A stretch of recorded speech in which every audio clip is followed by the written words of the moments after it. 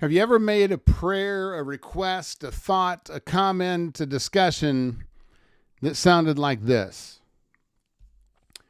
I wish somebody would step up to the table. I wish somebody would step forward to lead. And if you're a person of faith, perhaps you've even prayed, Lord, somebody come. We want to give our leaders some discernment. Give our leaders some vision, some backbone, some courage to say enough's enough. We have to do better.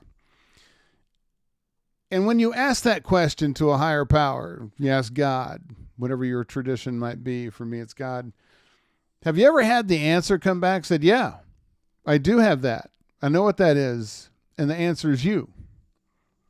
My hope is you. And as you're looking in the mirror, you're like going, no, I don't know who you're talking to, but it's not me.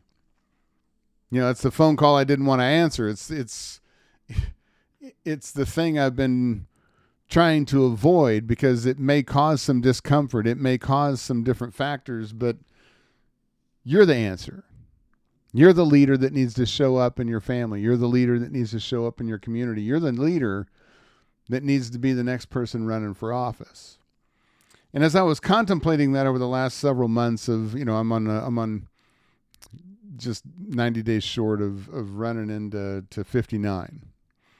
And as I looked and I revisited, and I've been purging books, and I was going back through some of them, and I'm reading them as it's taking me a lot longer than I thought, because I look through them and I look at what I highlighted, what did I learn, what did I gather from it, and Bob Bufford's book, Halftime, and I looked at it and I was like, okay, well, I think I'm beyond halftime, but I do have a season of life left, or I hope so. And what is it I'm going to do with that? What's going to make the biggest difference? Who am I going to serve better? Where am I called to do something, to do, and have a bigger impact and fully utilize the gifts that I've been given?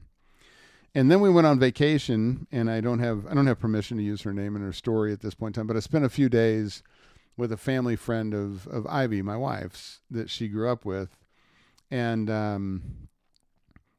it was impactful, to say the least.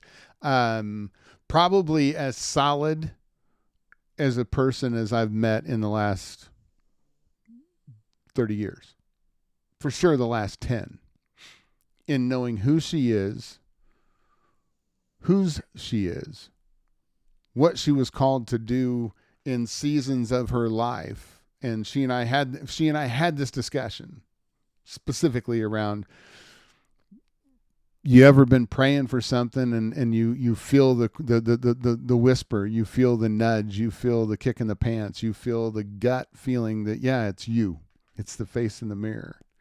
And it was, as I was talking with her, some things that I've been trying to avoid kept resurfacing. And as Ivy and the kids are still on vacation and the house is quiet except for the dogs and the fireworks, some of these things have come back time and time again and continue to. But as you do this, I'm just asking a question is, are you avoiding stepping up to the table?